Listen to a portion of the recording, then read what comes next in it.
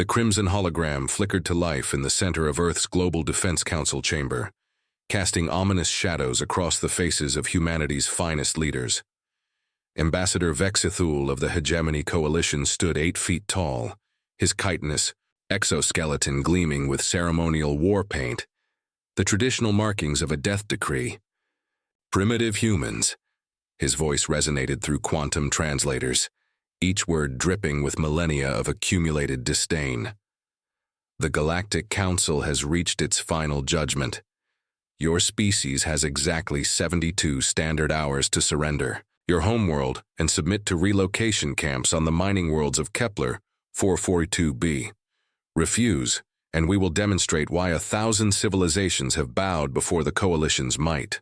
Director Kyle Vorthak, Earth's chief military strategist, studied the alien with calculating eyes. Behind him, the neural interface hummed as it processed real-time intelligence from across the solar system. His augmented consciousness could perceive the weight of this moment, not just for Earth but for every world that had ever faced this same ultimatum. Your council seems to have forgotten something crucial, Vorthak replied, his voice steady despite the tremor of rage building in his chest. Humans don't surrender. We adapt. The alien's mandibles clicked in what passed for laughter among his species. Your primitive weapons are no match for our stellar destroyers. Your pitiful defense fleet couldn't scratch the hull of our smallest frigate. We have obliterated civilizations that possess technology beyond your wildest dreams. Perhaps, Vorthak conceded, touching the quantum communicator embedded in his temple.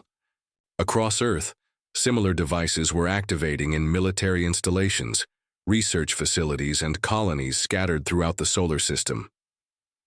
But you've made one fatal miscalculation, Ambassador. The hologram wavered as Vexthul leaned forward, his compound eyes reflecting predatory interest. And what might that be, little human? You assumed we've been idle for the past 50 years since first contact. Vorthak's smile was cold as the void of space. Did you really think we spent half a century just waiting? That we hadn't noticed? Your exploratory missions were actually reconnaissance, that we couldn't decode your diplomatic communications planning our species' subjugation? The chamber fell silent except for the soft hum of quantum processors working at maximum capacity. Outside, Earth's orbital defense platforms began their slow rotation toward the approaching Coalition fleet, a movement that appeared routine, but was anything but. You see, Ambassador, while your council debated our fate over the past 5 decades, we've been preparing for this exact moment. Project Prometheus wasn't just about developing new technologies. It was about transcending every limitation you believed defined us. Vexthul's confidence wavered for the first time in the transmission. Impossible. Our intelligence networks would have detected any significant military buildup. Your intelligence networks, Vorthak said, standing from his chair with fluid grace that seemed almost inhuman itself, were exactly what we wanted you to see. Congratulations, Ambassador. Your council has just declared war on a species that learned to weaponize time itself while you weren't watching. The hologram flickered and died as the Coalition cut the transmission, but Vorthak's smile remained. Around him, the Global Defense Council erupted into coordinated action. The deception was over. Humanity's true response was about to begin. Above Earth's atmosphere, quantum signatures began manifesting in patterns that defied known physics, heralding the arrival of technologies that would redefine the very concept of total warfare. Fleet. Admiral Nexus Drakmor stood on the command deck of the Coalition dreadnought Inevitable Conquest, watching Earth's pathetic defense grid with the bored detachment of someone who had witnessed 1,000 worlds fall. The blue marble before them represented nothing more than another footnote in the hegemony's expansion. Sir, his tactical officer, Sub-Commander Yithron, spoke with barely concealed excitement. Human vessels are approaching from the outer system. Shall we demonstrate the futility of resistance? Drakmor's 4 eyes focused on the tactical display, where 12 human vessels, primitive fusion-powered craft that belonged in a museum, crawled. toward his armada at laughably slow speeds. His fleet consisted of 200 ships, each one capable of glassing a planet's surface in minutes. The approaching human force was an insult. "Let them come within range," he commanded. "Broadcast their destruction across every frequency. Their homeworld needs to witness the price of defiance." But as the human vessels drew closer, something unprecedented happened. The quantum fabric of space itself began to ripple around them, creating interference patterns that made the Coalition's sensors shriek with contradictory data. "Admiral," Ythron's voice carried the first note of uncertainty. "The human ships they're not reading as fusion-powered anymore. Energy signatures are... I don't understand these readings." Drakmore's confidence cracked as he watched the 12 human vessels suddenly accelerate beyond any known propulsion capability. Not just faster, they seemed to be folding space around themselves, creating gravitational anomalies that defied fundamental physics. "All weapons target the lead human vessel. Fire at will." The inevitable conquest's primary batteries unleashed streams of antimatter that could vaporize asteroids. The energy beams struck the human ship's hull and stopped. Not absorbed, not deflected. They simply ceased to exist upon contact. "Impossible," Drakmore whispered. The human ship designated Retribution opened a communication channel. On the main screen appeared a figure that made Drakmore's warrior blood freeze. The human bore the genetic markers of baseline Homo sapiens, but something fundamental had changed. The being's eyes held depths that suggested consciousness expanded, beyond normal limitations. "I am Commander Xylon Voidheart, of the Terran Ascendancy." The figure spoke with a voice that seemed to echo from multiple dimensional planes simultaneously. "Your fleet has entered the sovereign space of a civilization that has transcended your understanding of warfare. We offer you one chance to retreat." Retreat? Drakmore's pride overrode his growing fear. "You face the might of 200 Coalition warships. Your pathetic dozen vessels are 12? Voidheart's expression remained impassive. "Admiral, you're only seeing what we allow you to see." The space around the Coalition fleet suddenly erupted with quantum fluctuations. Where moments before there had been empty void, human ships materialized. Not dozens, but thousands. Each vessel pulsed with energies that made Coalition sensors scream warnings about reality-distorting phenomena. "For 50 years, Voidheart," continued, "your species and your allies have treated humanity as a curiosity, a primitive civilization to be catalogued and eventually conquered. You failed to recognize that we are a species defined by a single, overwhelming characteristic: we learn." The Coalition fleet's formation began to waver as gravitational anomalies pulled their ships out of position. Drakmore realized with horror that the humans weren't just using advanced technology, they were manipulating the fundamental forces that governed space-time itself. "While you planned our subjugation, we studied your technology, your biology, your psychology. We didn't just learn to match your capabilities, we learned to exceed them. Every diplomatic exchange was a chance to decode your genetic structure. Every trade agreement allowed us to analyze your military doctrines." The human fleet began to move in formations that hurt to observe, their ships phasing in and out of visible reality as they demonstrated mastery over dimensions beyond the Coalition's comprehension. "The Galactic Council chose blood," Voidheart said, his image beginning to multiply across the screen as if he existed in several realities simultaneously. "Very well. But understand this, Admiral. We didn't just prepare for war. We evolved into something that makes war obsolete." Around the Coalition fleet, reality itself began to unravel. The first Coalition ship to die was the destroyer Crimson Fang. Admiral Drakmore watched in horrified fascination as the vessel didn't explode or burn. It simply ceased to exist, erased from reality so completely that even the quantum foam where it had been standing was smoothed to perfect vacuum. "Report!" Drakmore's voice cracked with the first traces of genuine terror. In 300 years of conquest, he had never seen technology that could delete matter from existence itself. "Sir, The humans have somehow weaponized quantum decoherence. Chief Science Officer Mordeth's tentacles writhed in distress as she processed impossible data. They're not destroying our ships. They're editing them out of the universe. On the main screen, Commander Voidheart's image remained serenely calm as the Coalition fleet descended into chaos around him. Admiral, your confusion is understandable. Your species conquered the galaxy using the same principles that have governed warfare for millions of years, overwhelming force applied to physical targets. You never considered that war itself might evolve. Another Coalition vessel, the heavy cruiser Devourer of Worlds, began to phase out of existence. But this time, Drakmor caught a glimpse of what was happening. The ship wasn't being destroyed. It was being systematically unraveled at the quantum level, each atom convinced that it had never been part of a larger structure.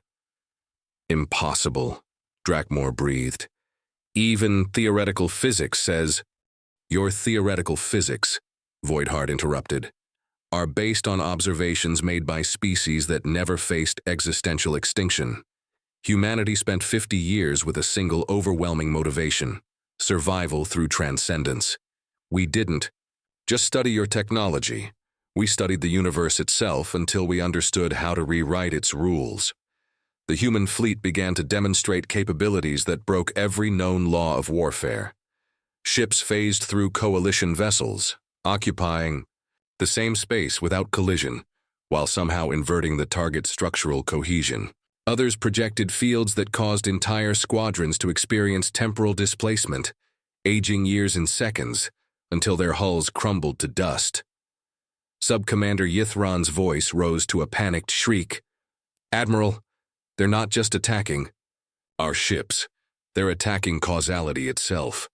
Our defensive systems are registering hits before the humans even fire."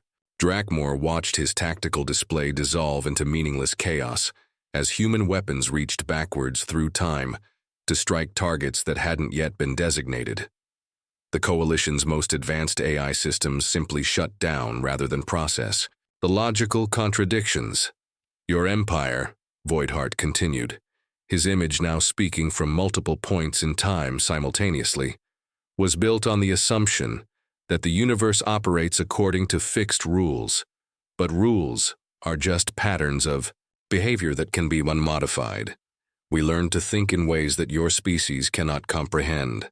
The inevitable conquest shuddered as something passed through its hull, not penetrating, but existing in a different dimensional phase that allowed it to occupy the same space while remaining intangible. Drakmor felt his ship's systems begin to fail in ways that shouldn't have been possible. "What do you want?" he demanded, his warrior's pride finally breaking under the weight of absolute helplessness. "Want?" Voidheart's multiple images smiled with identical expressions of cold satisfaction. "Admiral, you misunderstand the nature of what's happening here. This isn't conquest or negotiation. This is education." Around the Coalition fleet, space itself began to fold in patterns that resembled origami crafted from the fabric of reality. Ships found themselves trapped in geometric impossibilities, their crews unable to comprehend their own positions in space-time. You see, when your council declared war on humanity, you didn't just threaten our world, you forced us to evolve. Beyond the limitations that define warfare itself, we have become something that exists beyond your ability to fight or comprehend. Drakmor's fleet of 200 had been reduced to 17 ships in minutes, not through destruction, but through systematic erasure from existence. The survivors hung in space, their crews catatonic as their minds struggled to process technologies that invalidated everything they believed about reality. "The Galactic Council chose blood," Voidheart said, his voice now speaking from inside Drakmor's own mind. "They shall have it, but not in any way they can understand." The emergency session of the Galactic Council convened in the ancient chambers of Zerion Prime, where representatives of 47 species gathered in emergency session for the first time in 3 millennia. The massive crystalline hall had witnessed the rise and fall of countless civilizations, but nothing had prepared its occupants for the reports streaming in from the Coalition fleet. High Chancellor Vectar of the Hegemony, stood before the assembly, his usually commanding presence diminished by the tremor in his voice. "Honored delegates, we are receiving impossible reports from Admiral Drakmore's fleet. The humans have demonstrated capabilities that violate everything we understand about physics and warfare." The holographic display above the council chamber flickered to life, showing real-time feeds from the surviving coalition ships. What the delegates saw defied comprehension. Human vessels that existed in multiple dimensions simultaneously, weapons that fired backwards through time, and coalition ships being systematically erased from reality. "This is clearly some form of illusion," declared Praetor Quindara of the Void Seekers, her cybernetic implants glowing with agitated patterns. "No species can develop such technology in a mere 50 years. It's evolutionary impossible." The voice came from everywhere and nowhere, reverberating through the chamber's quantum-shielded walls as if they were nothing more than paper. The temperature dropped 20 degrees as the Council's most advanced security systems simply shut down. In the center of the chamber, a figure began to materialize, not through any technology the Council recognized, but as if reality itself was being rewritten to accommodate his presence. Commander Voidheart appeared before them, but this version was different from the one Admiral Drakmore had encountered. This being radiated an aura of controlled power that made the Council's most hardened warriors instinctively step back. "Honored delegates," Voidheart spoke with perfect pronunciation in each species' native language simultaneously. "Allow me to formally introduce humanity's response to your ultimatum." "Impossible." Chancellor Vektar's voice broke as he processed what he was seeing. "Our shields are quantum encrypted. Our location is classified beyond the highest security protocols."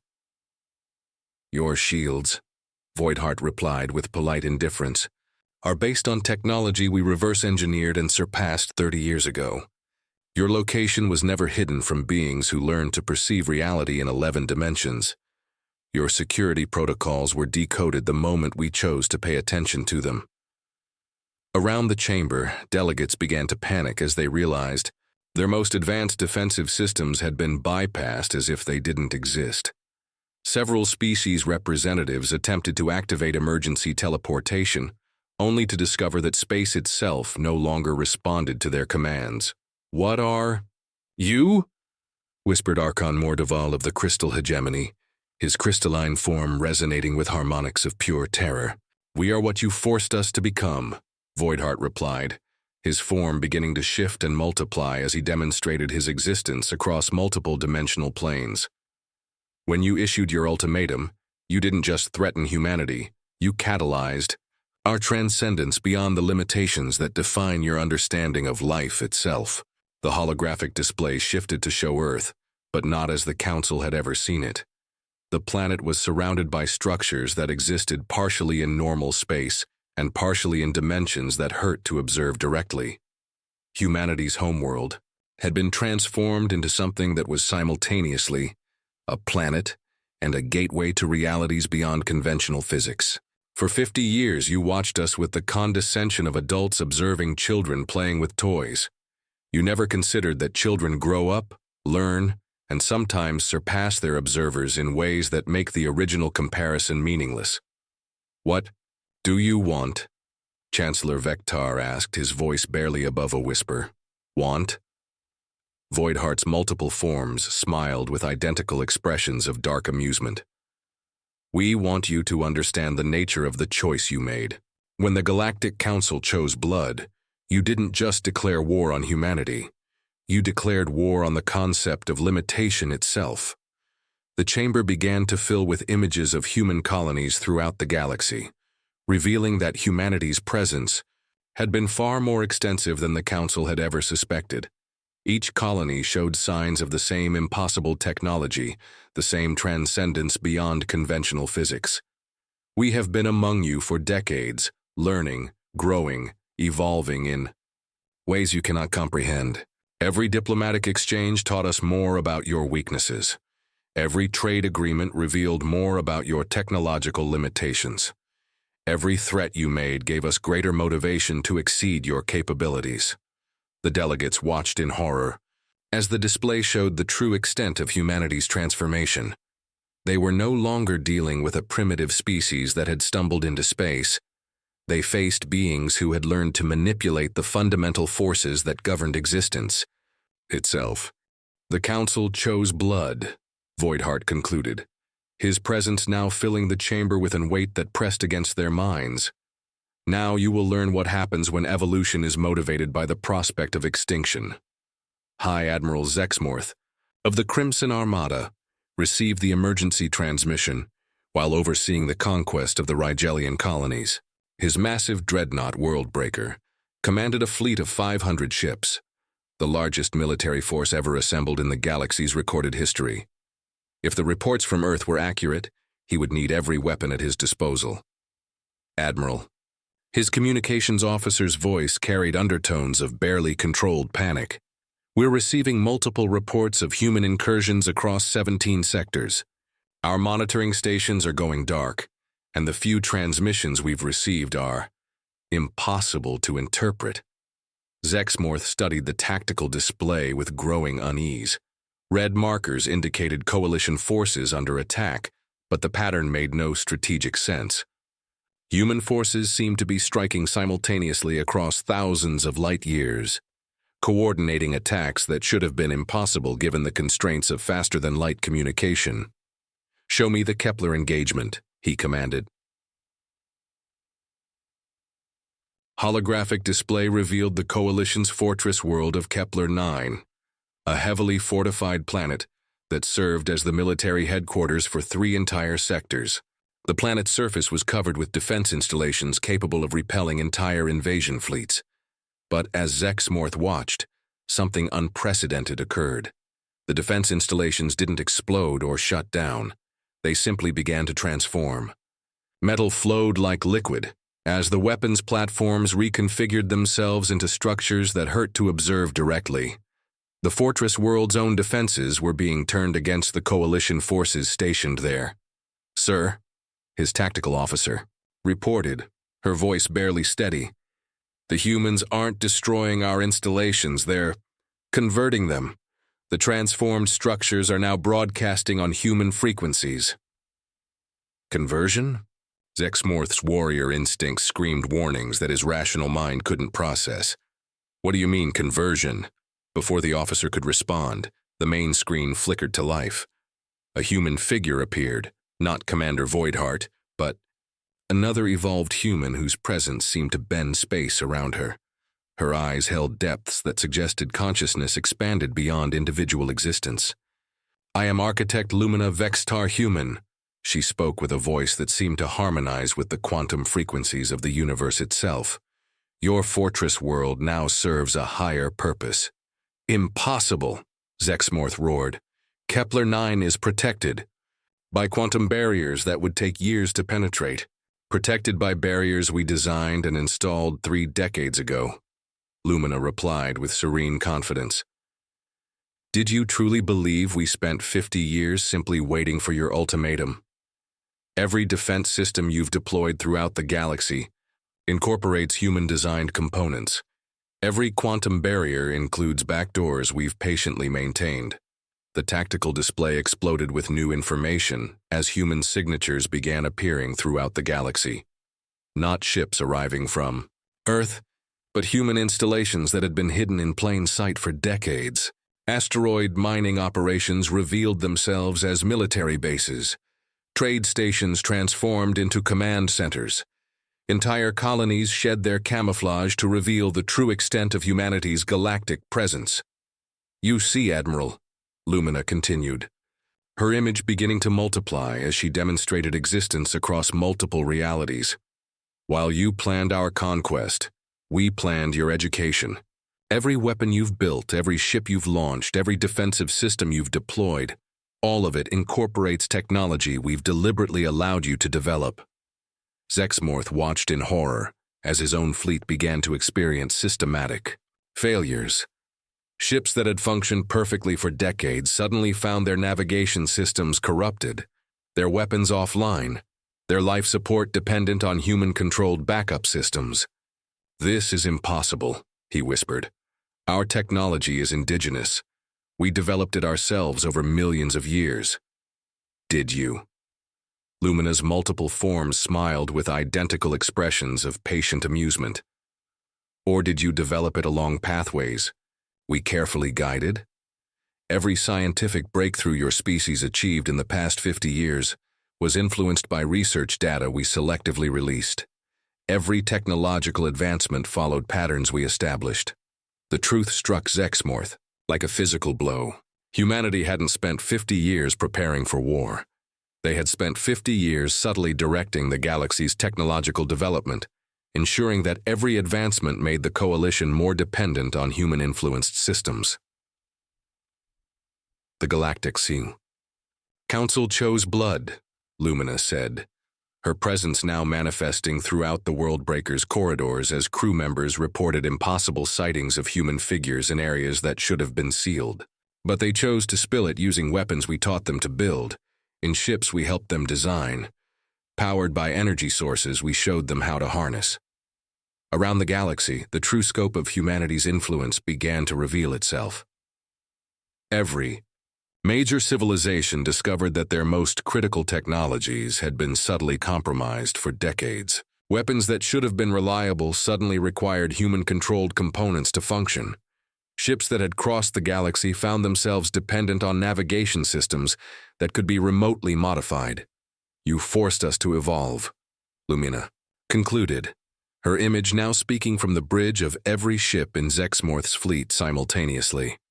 But evolution isn't just about becoming stronger. It's about becoming smarter, more patient, more far-sighted than your opponents can comprehend.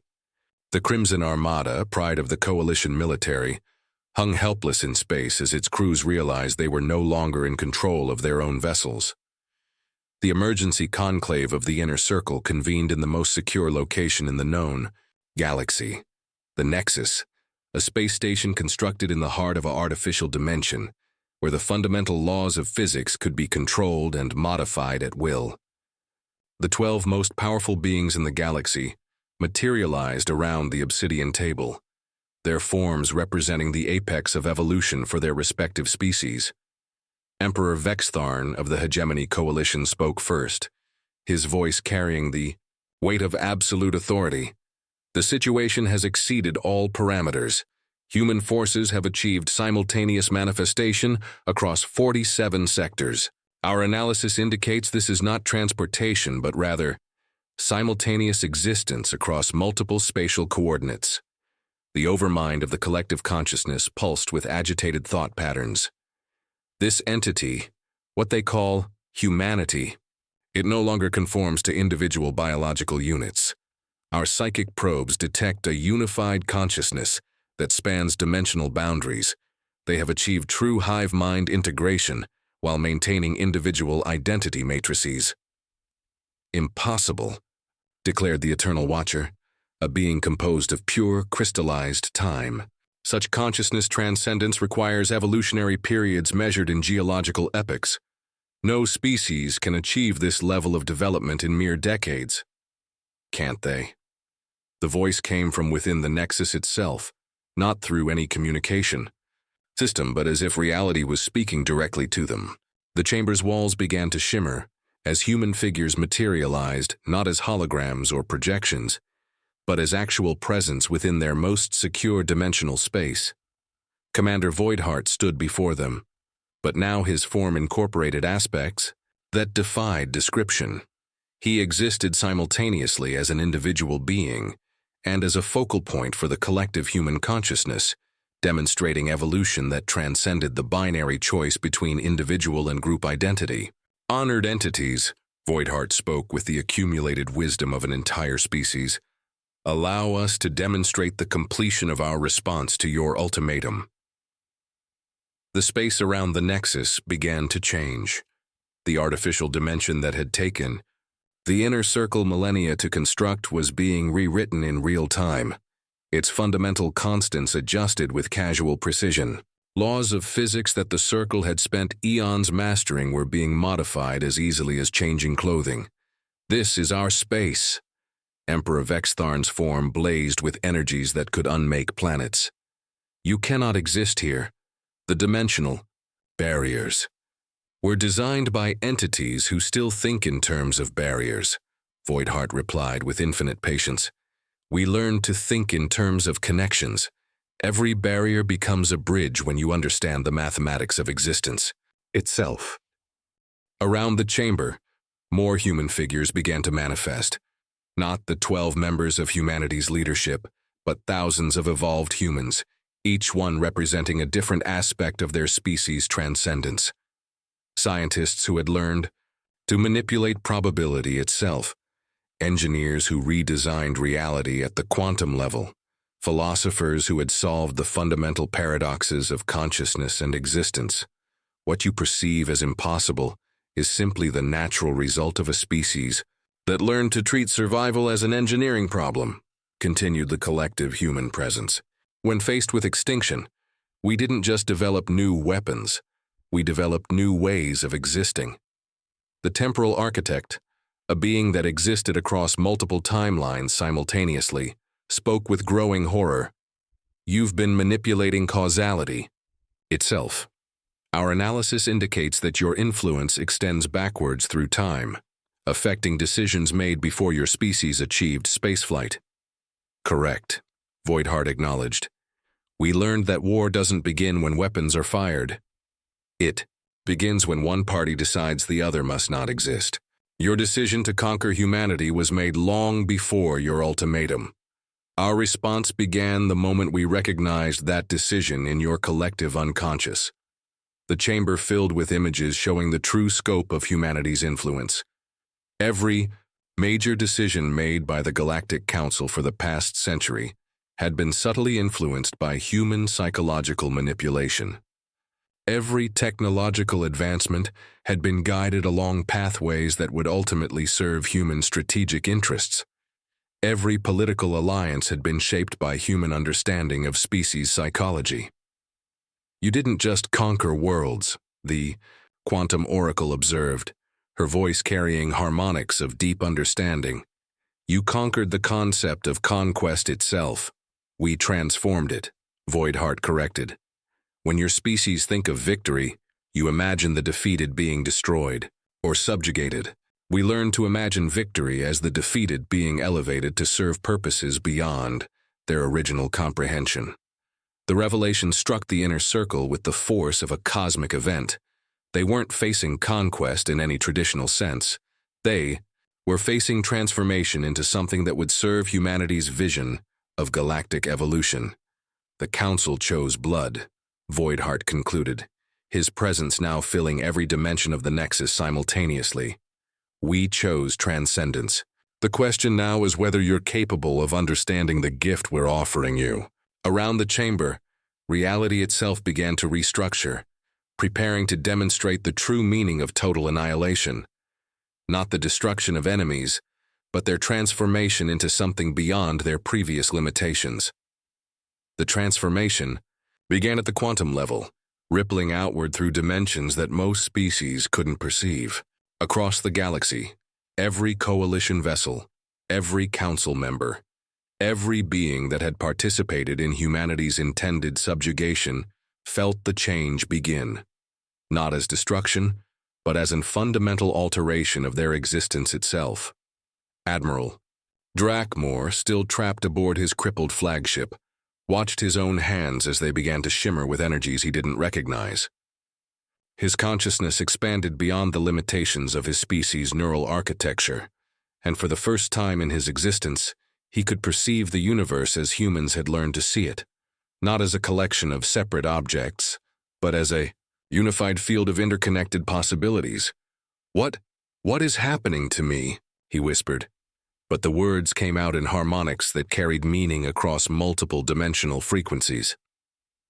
Commander Voidheart materialized beside him, no longer appearing as a human, but as something that incorporated aspects of every species in the galaxy while transcending them all. "You're experiencing elevation, Admiral. Your species spent millions of years evolving to become efficient predators. We're teaching you to evolve beyond the need for predation entirely." Throughout the Coalition fleet, crews were undergoing similar transformations. The aggressive territorial instincts that had driven their species to galactic conquest were being rewired at the genetic level, replaced with cooperative consciousness that allowed them to perceive the beauty of existence beyond domination. This is violation of our fundamental nature, Drakmor protested, even as he felt his capacity for violence being replaced with an overwhelming appreciation for the intricate mathematics of creation. Is it? Voidheart asked gently. Or is it the fulfillment of potential your species never knew it possessed? The drive to conquer comes from fear of scarcity. When you can perceive abundance in every quantum interaction, conquest becomes unnecessary. On the Nexus, the inner circle underwent their own transformation. Emperor Vextharn felt his consciousness expand beyond the borders of individual identity, connecting him to the collective experience of every being in the galaxy. The rage and fear that had motivated his empire's expansion dissolved as he perceived the underlying unity that connected all existence. You're not destroying us, he realized with wonder. You're showing us what we could have become if we had chosen cooperation over domination. Exactly, replied the collective human presence that now filled every corner of the galaxy. Annihilation doesn't require destruction. True annihilation transforms the thing itself into something beyond its previous limitations. You cease to exist as conquerors because you have become something that has no need for conquest. Across 47 sectors, the transformation rippled outward. Weapons designed for planetary destruction were restructured into tools for terraforming. Lifeless worlds. Warships became exploration vessels capable of crossing dimensional boundaries. Military bases transformed into centers of learning, where species could study the mathematics of transcendence. The Galactic Council reconvened, but the beings who gathered bore little resemblance to their previous forms. They had retained their individual identities while gaining access to collective wisdom that spanned species boundaries.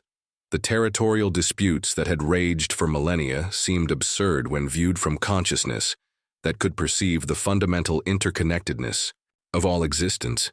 We understand now, spoke the being who had once been High Chancellor Vectar, his voice carrying harmonics of profound gratitude. When you said the Council chose blood, you meant we chose the primitive path of violent resolution. Your response wasn't to defeat us. It was to evolve us beyond the need for the conflicts that drove us to violence. The transformed galaxy began to reshape itself around principles of cooperative evolution. Worlds that had been strip-mined for resources were restored to ecological balance. Species that had been enslaved were elevated to full consciousness and given the tools to develop their own transcendent potential. The technologies of war were transformed into technologies of creation and exploration. This is total annihilation, Commander Voidheart explained to the assembled consciousness of the galaxy. Not the destruction of enemies, but the annihilation of the concept of enmity itself. We didn't defeat you. We transformed the battlefield until victory and defeat became meaningless categories. The galaxy settled into its new configuration, with Earth serving not as a conquering power, but as a nexus for the continued evolution of consciousness beyond the limitations that had previously defined existence. The Council's choice of blood had indeed been answered with total annihilation, the complete destruction of the primitive mindset that had made such choices seem necessary. In the end, humanity's greatest weapon had been their refusal to accept the limitations that other species considered fundamental. They had responded to the threat of extinction not by becoming better at war, but by evolving beyond the need for war entirely. The Galactic Council had chosen blood, and Earth had responded by transforming the very concept of choice itself. The transformation was complete. Existence itself had been elevated beyond the primitive cycles of conquest and resistance, creating a galaxy where the question was no longer who would dominate, but what new forms of consciousness might emerge from the infinite possibilities of cooperative transcendence. In the infinite depths of space, reality smiled with the satisfaction of a universe that had finally learned to dream beyond the boundaries of its previous limitations.